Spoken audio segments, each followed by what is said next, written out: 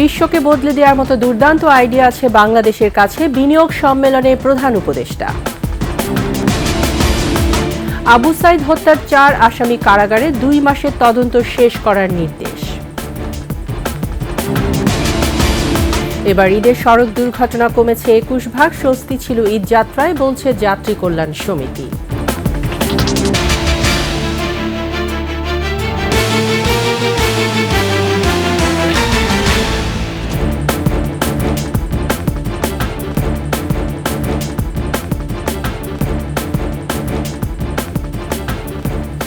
শুনছিলেন সংবাদ শিরোনাম। আমন্ত্রণ 21 দুপুরের সংবাদে, সাথে আছে আমি তাইজিন রহমান। দর্শক, 21 টেলিভিশনের সংবাদ একই সাথে সরাসরি দেখতে পাবেন আমাদের ফেসবুক পেজ www.facebook.com/2124 অনলাইনে। এছাড়া সাবস্ক্রাইব করতে পারেন www.youtube.com/@21etv চ্যানেলে।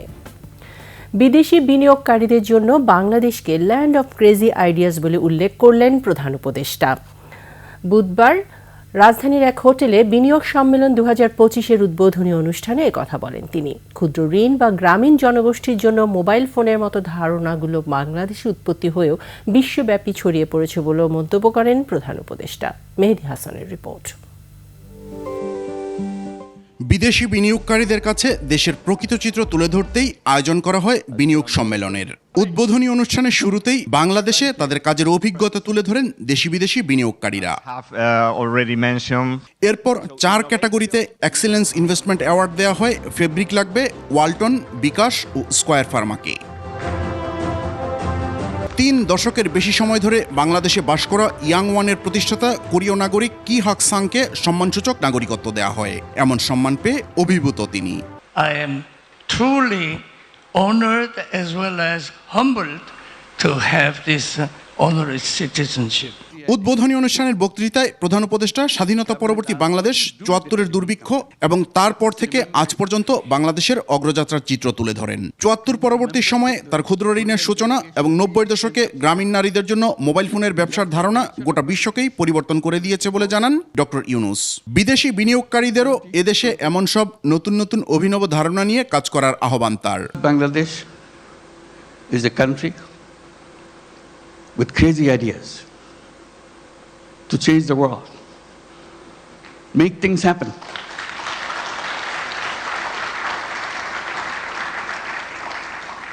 Everyone you saw on the stage receiving the award has a very powerful crazy ideas and made them happen. So we invite you to join that crowd. Not only change Bangladesh by your business, change the world. সরকারের অপেক্ষায় বসে না থেকে সম্পদকে কাজে লাগিয়ে ব্যবসা বাণিজ্যের মাধ্যমে সাধারণ মানুষের ভাগ্য বদলে দিতে এগিয়ে আসারও আহ্বান প্রধান উপদেষ্টার। Making money is happiness, definitely, of course. But making other people happy is a super happiness.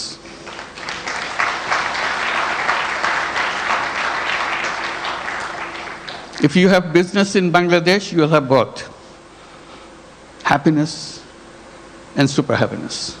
পরে 4 দিনব্যাপী বিনিয়োগ সম্মেলনের আনুষ্ঠানিক উদ্বোধন করেন ডক্টর মোহাম্মদ ইউনূস। ঘুরে দেখেন বিভিন্ন স্টল। মেহেদী হাসান, 21 টেলিভিশন, ঢাকা। চলতি অর্থ বছরে বাংলাদেশে অর্থনীতি চাপে থাকলেও আগামী বছর তা ঘুরে দাঁড়াবে বলে পূর্বাভাস দিয়েছে এশীয় উন্নয়ন ব্যাংক এডিবি। সংস্থাটির মতে 2024-25 অর্থ বছরে বাংলাদেশের অর্থনৈতিক প্রবৃদ্ধি হতে পারে 3.9% এবং পরের বছর তা বেড়ে হবে 5.1%। বুধবার ডেভেলপমেন্ট আউটলুক প্রতিবেদনে তথ্য জানিয়েছে এডিবি। সংস্থাটি বলছে, চলতি অর্থ বছরে সার্বিক মূল্যস্ফীতি 10.2% হলেও আগামী বছর তা 8% নেমে আসবে। রাজনৈতিক অস্থিরতার জেরে সরবরাহ ব্যবস্থা বিঘ্নিত হওয়ায় চলতি অর্থ বছরের প্রবৃদ্ধির প্রাক্কলন কমিয়েছে সংস্থাটি।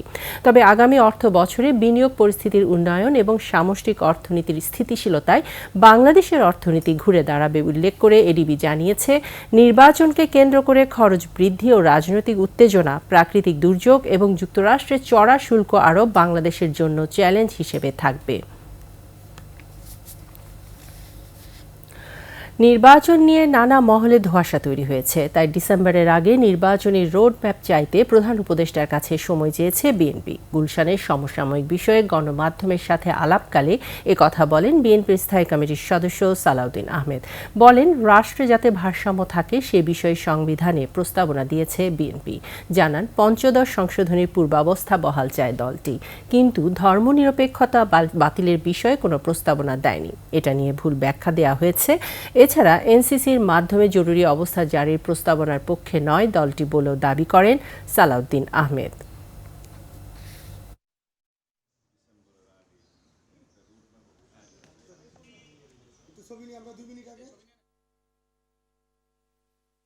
ন্যাশনাল কনস্টিটিউশনাল কাউন্সিল, যেটা এনসিসি নামে তারা অভিহিত করেছে, সেই ব্যবস্থাই তো আমরা স্বীকার করি না। এরকম নতুন ব্যবস্থার মধ্য দিয়ে অনির্বাচিত ব্যক্তিদের দ্বারা রাষ্ট্র পরিচালনা এবং রাষ্ট্রের গুরুত্বপূর্ণ পদাবলিতে পদায়ন করে, এগুলো যদি হয় তাহলে আর এক্সিকিউটিভ এবং লেজিসলেচারের কোনো গুরুত্ব থাকবে না। জুলাই আগস্টে ছাত্র জনতার আন্দোলনের প্রথম শহীদ আবু সাইদ হত্যার মামলায় ২৬ জনের বিরুদ্ধে অপরাধের প্রাথমিক প্রমাণ পেয়েছে আন্তর্জাতিক অপরাধ ট্রাইব্যুনালের তদন্ত সংস্থা। এই মামলায় আসামি করা হতে পারে সাবেক প্রধানমন্ত্রী শেখ হাসিনাকেও। প্রসিকিউশনের আবেদনের পরিপ্রেক্ষিতে মামলার তদন্ত শেষ করতে আরও ২ মাস সময় দিয়েছে ট্রাইব্যুনাল। এছাড়া আবু সাইদ হত্যা মামলার ৪ আসামি সাবেক এসআই আমির হোসেন, কনস্টেবল সুজন চন্দ্র রায়, বেগম রোকেয়া বিশ্ববিদ্যালয়ের প্রক্টর শরীফুল ইসলাম ও ছাত্রলীগ নেতা ইমরান চৌধুরী আকাশকে কারাগারে পাঠানোর আদেশ দিয়েছেন ট্রাইব্যুনাল। এদিন কল্যাণপুরের জাহাজবাড়িতে জঙ্গি সাজিয়ে ৯ জনকে হত্যার ঘটনায় সাবেক আইজিপি AKM শহীদুল হক, ডিএমপি কমিশনার আসাদুজ্জামান মিয়া সহ ৩ পুলিশ কর্মকর্তাকে জিজ্ঞাসাবাদের অনুমতি দেওয়া হয়েছে।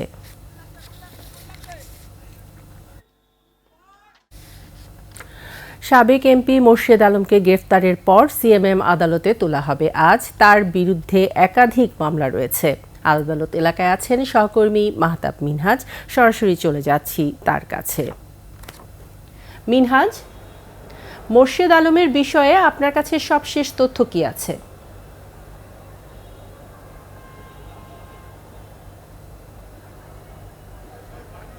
ধন্যবাদ আপনাকে। আসলে আপনি যেমনটি জানেন যে গতকাল রাত 10:30টা নাগাদ আলহাজ মোর্শেদ আলমকে গুলশান 2 এলাকা থেকে ডিবি পুলিশ তাকে গ্রেপ্তার করে। আমি এখানে লাইভে দাঁড়ানোর ঠিক আগ মুহূর্তে কিন্তু তাকে সিএমএম আদালতে আনা হয়েছে। এই মুহূর্তে তিনি সিএমএম আদালতের যে গারদ আছে আসলে এখানে তাকে রাখা হয়েছে। তো এখন পর্যন্ত আসলে তার বিরুদ্ধে ঢাকার একাধিক থানায় কিন্তু মামলা রয়েছে। গুলশান, ধানমন্ডি সহ অন্তত 3টি থানায় তার বিরুদ্ধে মামলা রয়েছে। তার এই মামলাগুলোকে এখন পুলিশের পক্ষ থেকে তথ্য উপাত্ত বিশ্লেষণ করা হচ্ছে। আসলে বিশ্লেষণ করার পর হয়তো তাকে কোন মামলায় আসামি করা হবে, হয়তো সেই বিষয়টি আমরা কিছুক্ষণ পরে জানতে পারবো। এখনও আমরা সেই বিষয়টি জানিনি যে আসলে তাকে কোন মামলায় গ্রেপ্তার দেখানো হবে। এবং এখন পর্যন্ত আসলে আমরা পুলিশের কাছ থেকে আসলে জানতে পারিনি যে তার বিরুদ্ধে আসলে কতদিনের রিমান্ড চাওয়া হবে। হয়তোবা কিছুক্ষণের মধ্যে আমরা যদি মামলার যে চূড়ান্ত কপি, মামলার ফরওয়ার্ডিংটা যদি আমরা পাই, হয়তোবা তখন বলতে পারবো যে পুলিশ আসলে তার বিরুদ্ধে কয়দিনের রিমান্ড আবেদন করতে পারে। আপনি জানেন যে আসলে আলহাজ মোর্শেদ আলম বিগত সরকারের আমলে 2014, 2018, 2024 এই তিনটি সংসদীয় সময়ে কিন্তু তিনি নোয়াখালীর 2 আসন থেকে তিনি আওয়ামী লীগের সংসদ সদস্য নির্বাচিত হয়েছেন এবং তিনি আরটিভির চেয়ারম্যান এবং তিনি বেঙ্গল গ্রুপের কিন্তু চেয়ারম্যান হিসেবে রয়েছেন। এই সময়কালীন আসলে তার বিরুদ্ধে অনেকগুলো অভিযোগ জমা হয়েছে এবং জুলাই আগস্ট হত্যা মামলায় জুলাই অভ্যুত্থানে কিন্তু তার বিরুদ্ধে অভিযোগ আনা হয়েছে। হয়তো কিছুক্ষণের মধ্যে যখন তার মামলাগুলো পর্যালোচনা করা হবে, হয়তোবা যে কোনো একটি সুনির্দিষ্ট মামলায় তাকে এজাহার নামে আসামি দেখে হয়তো তার বিরুদ্ধে মামলার অভিযোগ গঠন করা হবে। তো কিছুক্ষণের মধ্যেই হয়তো তাকে আদালতে উঠানো হবে। আমরা হয়তো তখন সর্বশেষ তথ্যটি আপনাদেরকে জানাতে পারবো। এ ছিল আমার কাছ থেকে সর্বশেষ তথ্য। ধন্যবাদ মিনহাজ। আদালত প্রাঙ্গণ থেকে মোর্শেদ আলমের সর্বশেষ তথ্য জানাচ্ছিলেন আমাদের সহকর্মী মাহতাব মিনহাজ। ব্যারিস্টার তুরিন আফরোজ আওয়ামী সমর্থিত প্রভাবশালী এই আইনজীবী ছিলেন আন্তর্জাতিক অপরাধ ট্রাইব্যুনালের সাবেক প্রসিকিউটর। ক্ষমতার অপব্যবহার করে কর্মজীবন থেকে শুরু করে ব্যক্তিগত জীবনে জন্ম দিয়েছেন নানা বিতর্কের। এতটাই অপরাধপ্রবণ হয়ে উঠেছিলেন যে খোদ তৎকালীন আওয়ামী সরকারই বাধ্য হয় তাকে ট্রাইব্যুনালের দায়িত্ব থেকে অপসারণ করতে। মাহতাব মিনহাজের রিপোর্ট। ব্যারিস্টার তুরিন আফরোজ এক সময় ছিলেন মানবতাবিরোধী অপরাধের বিচারের জন্য গঠিত আন্তর্জাতিক অপরাধ ট্রাইব্যুনালের ডেপুটি প্রসিকিউটর। জামায়াতে ইসলামীর শীর্ষ নেতা গোলাম আজমের মামলাসহ গুরুত্বপূর্ণ বেশ কিছু মামলা পরিচালনার দায়িত্ব পালন করতে গিয়ে আলোচনায় আসেন প্রভাবশালী এই আওয়ামী সমর্থক আইনজীবী। আলোচনায় আসার পর থেকে জন্ম দেন একের পর এক বিতর্কের। পেশায় আইনজীবী হলেও নানান কর্মকাণ্ডে বিতর্কে জড়িয়েছেন কর্মজীবন থেকে শুরু করে ব্যক্তিগত জীবনে। নিজ মাকে জামায়াতের রোকন সাজিয়ে 2018 সালে বাড়ি থেকে বের করে দিয়ে সম্পত্তি দখলের মতো অভিযোগ রয়েছে এই আইনজীবীর বিরুদ্ধে। তুরিন আফরোজ আমার মাকে পুলিশ প্রশাসনের সহায়তায় এক কাপড়ে বের হতে উদ্যত করে আমার পুরো বাড়িটি দখল করে নেয়। আমার মেয়ে ব্যারিস্টার তুরিন আফরোজ আজ 2 বছর 3 মাস 19 দিন আমি আমার বাসার বাইরে। এছাড়া আন্তর্জাতিক অপরাধ ট্রাইব্যুনালে প্রসিকিউটর থাকার সময় জামায়াতের প্রয়াত আমির গোলাম আজম ও বিএনপির প্রয়াত নেতা সালাউদ্দিন কাদের চৌধুরীর মামলা পরিচালনায় বিতর্কিত ভূমিকা পালন করেন তিনি। 2019 সালে এনএসআই ও পাসপোর্ট অধিদপ্তরের সাবেক মহাপরিচালক মোহাম্মদ ওয়াহিদুল হকের যুদ্ধাপরাধের বিচার পরিচালনা করতে গিয়ে তার সঙ্গে গোপন আতাতের অভিযোগে ট্রাইব্যুনাল থেকে বাধ্যতামূলক অপসারণ করা হয় তুরিন আফরোজকে। এক সময়ের সেই দাপুটে আইনজীবী ব্যারিস্টার তুরিন আফরোজকে রাজধানীর উত্তরা পশ্চিম থানার বৈষম্য বিরোধী ছাত্র আন্দোলনের সময়ে হত্যাচেষ্টা মামলায় গ্রেপ্তার করে 4 দিনের রিমান্ডে নেওয়া হয়। গ্রেপ্তারের সময় তার বাসা থেকে সরকার বিরোধী নানা নথি পাওয়ায় তার বিরুদ্ধে রাষ্ট্রবিরোধী ষড়যন্ত্রের আরেকটি মামলা প্রক্রিয়াধীন বলে জানায় পুলিশ। মাহতাব মিনহাজ, 21 টেলিভিশন, ঢাকা। এবছর ঈদযাত্রায় সড়ক, রেল ও নৌপথে 340টি দুর্ঘটনায় 352 জন নিহত ও 835 জন আহত হয়েছেন। বাংলাদেশ যাত্রী কল্যাণ সমিতির সড়ক দুর্ঘটনা মনিটরিং সেলের প্রতিবেদনে এই তথ্য উঠে এসেছে। সকালে ঢাকা রিপোর্টার্স ইউনিটিতে যাত্রী কল্যাণ সমিতির এক সংবাদ সম্মেলনে সংস্থাটির মহাসচিব জানান, বিগত ঈদের তুলনায় সড়ক দুর্ঘটনা কমেছে 21 ভাগ, পাশাপাশি কমেছে নিহত ও আহতের সংখ্যাও। এজন্য সড়কে আইনশৃঙ্খলা বাহিনীর সরব উপস্থিতি, ভোক্তা অধিকারের যাত্রী বান্ধব অভিযান, মালিক সমিতির প্রভাব মুক্ত সহ বেশ কিছু পদক্ষেপের কথা তুলে ধরা হয়। তবে এবারের ঈদে অতিরিক্ত ভাড়া আদায় অতীতের সব রেকর্ড ছাড়িয়েছে বলে জানান তিনি। এছাড়া এবার ঈদ যাত্রা বিগত বছরের থেকে কিছুটা স্বস্তিদায়ক ছিল উল্লেখ করা হয়।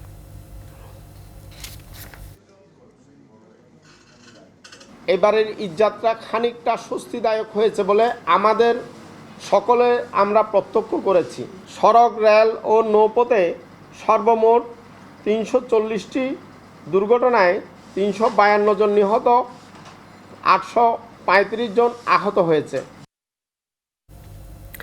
কাল থেকে রাজধানী সহ সারা দেশে এসএসসি ও সমমানের পরীক্ষা অনুষ্ঠিত হবে। অংশ নিচ্ছেন 19,28,000 পরীক্ষার্থী। আন্তঃশিক্ষা বোর্ডের জানায়, বাংলা প্রথম পত্র দিয়ে শুরু হচ্ছে এসএসসি পরীক্ষা। পরীক্ষা শুরু 30 মিনিট আগে শিক্ষার্থীদের কেন্দ্রে প্রবেশের কথা জানানো হয়। প্রশ্নপত্র ফাঁসের গুজব ঠেকাতে নিয়মিত সামাজিক যোগাযোগ মাধ্যমে নজরদারি চলছে। নেওয়া হয়েছে বাড়তি নিরাপত্তা। পরীক্ষা চলার সময় 13ই মে পর্যন্ত সব ধরনের কোচিং সেন্টার বন্ধ থাকবে বলে জানিয়েছে শিক্ষা বোর্ড। সেই সঙ্গে প্রশ্ন ফাঁসের গুজবের বিষয়ে সর্বোচ্চ সতর্ক থাকার আহ্বান জানানো হয়। এদিকে ঢাকা মহানগরীর কেন্দ্রের 200 গজের মধ্যে পরীক্ষার্থী ছাড়া জনসাধারণের প্রবেশে নিষেধাজ্ঞা দিয়েছে ডিএমপি।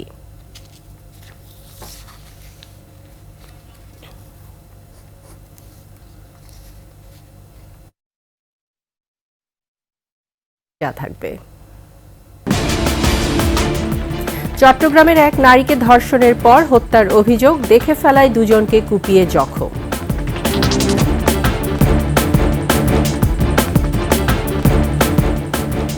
আমন্ত্রণ 21 সংবাদে। চট্টগ্রামের চন্দনাইশের নয়াপাড়ায় এক নারীকে ধর্ষণের পর হত্যার অভিযোগ উঠেছে। এ ঘটনা দেখে ফেলায় দুজনকে কুপিয়ে জখম করে পালিয়ে যায় ধর্ষক। পুলিশ জানায়, ভুক্তভোগী নারী ঈদের ছুটিতে নানা বাড়িতে বেড়াতে এসেছিলেন। মঙ্গলবার রাতে একই বাড়িতে বেড়াতে আসেন তার চাচাতো মামা নাজিম। রাতে তাকে ধর্ষণের পর হত্যা করেন নাজিম। ঘটনাটি নারীটির নানা আব্দুল হাকিম ও নানি ফরিদা আক্তার দেখে ফেললে তাদেরকে দা দিয়ে এলোপাতাড়ি কুপিয়ে নাজিম পালিয়ে যায়। ঘটনাস্থল থেকে লাশ উদ্ধার করে পুলিশ। আহতদের আশঙ্কাজনক অবস্থায় চট্টগ্রাম মেডিকেল কলেজ হাসপাতালে নেওয়া হয়েছে।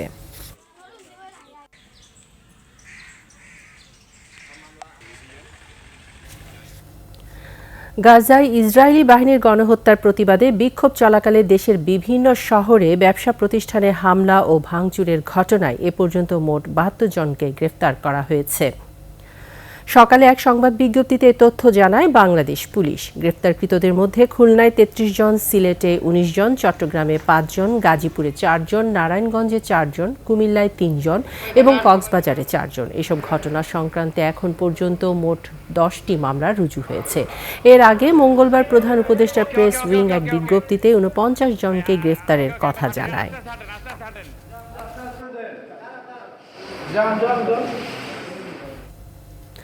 ব্রাহ্মণবাড়িয়ার বিজয়নগর সীমান্তে ভারতীয় সীমান্ত বাহিনী বিএসএফ এর বিরুদ্ধে এক ব্যক্তিকে পিটিয়ে হত্যার অভিযোগ উঠেছে। নিহতের শরীরে বিভিন্ন স্থানে আঘাতের চিহ্ন দেখা গেছে বলে জানায় স্বজনরা। তারা জানান, জমিতে কৃষি কাজ করার সময় বিএসএফ সদস্যরা মুরাদকে কাঁটাতারের কাছ থেকে ধরে নিয়ে যায়। কিছুক্ষণ পর গুরুতর আহত অবস্থায় তাকে সীমান্তের শূন্য রেখায় ফেলে যায়। খবর পেয়ে স্বজনরা স্থানীয় মুকুন্দপুর ক্যাম্পের বিজিবি সদস্যদের সহযোগিতায় তাকে উদ্ধার করে। পরে গুরুতর আহত অবস্থায় ব্রাহ্মণবাড়িয়া সদর হাসপাতালে নিয়ে এলে চিকিৎসক মৃত ঘোষণা করেন।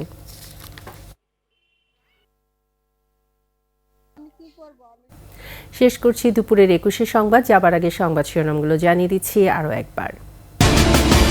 বিশ্বকে বদলে দেওয়ার মতো দুর্দান্ত আইডিয়া আছে বাংলাদেশের কাছে, বিনিয়োগ সম্মেলনে প্রধান উপদেষ্টা। আবু সাইদ হত্যার ৪ আসামি কারাগারে, ২ মাসে তদন্ত শেষ করার নির্দেশ। এবার ঈদে সড়ক দুর্ঘটনা কমেছে ২১%, স্বস্তি ছিল ঈদযাত্রায়, বলছে যাত্রী কল্যাণ সমিতি।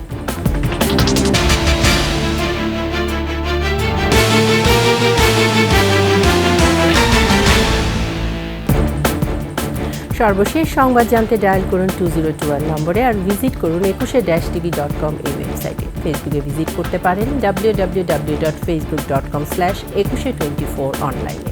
এছাড়া সাবস্ক্রাইব করতে পারেন www.youtube.com/@ekushe-etv চ্যানেল।